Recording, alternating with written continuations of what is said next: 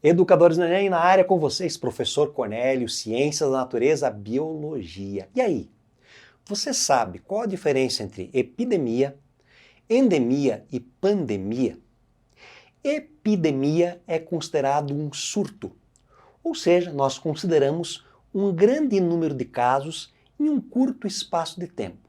E o que seria esse grande número de casos? É uma proporção de casos muito grande comparado ao período anterior. Por exemplo, se não existisse nenhum caso numa certa região, e aparecer um caso, há um aumento de 100%. Se aparecerem 2 casos, há um aumento de 200%. Se aparecerem 10 casos, há um aumento de 1000%. Isso é uma epidemia. Ou seja, é uma proporção de casos grande comparado ao período anterior. Então nós vamos poder relacionar a epidemia ao chamado surto. O que é uma endemia? A palavra endêmico significa alguma coisa típica. Ou seja, uma endemia é uma doença típica de algum local.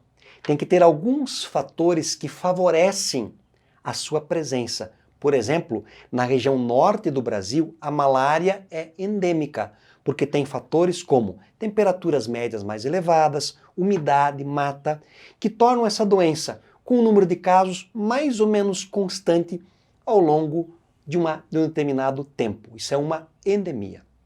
E o que é uma pandemia? Uma pandemia é quando uma doença ela tem um alcance mundial ou continental.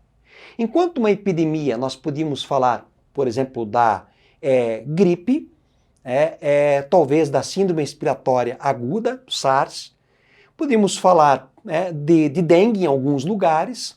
Uma endemia, nós poderíamos colocar, por exemplo, a malária na região norte, poderíamos falar da esquistossomose na região nordeste, e até a dengue, ela tem um caráter endêmico já hoje em estados como o Rio de Janeiro.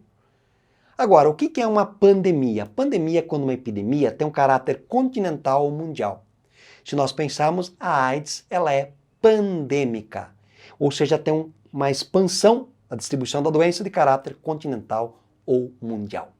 Nos acompanhe na comunidade educadoresdoenem.com.br.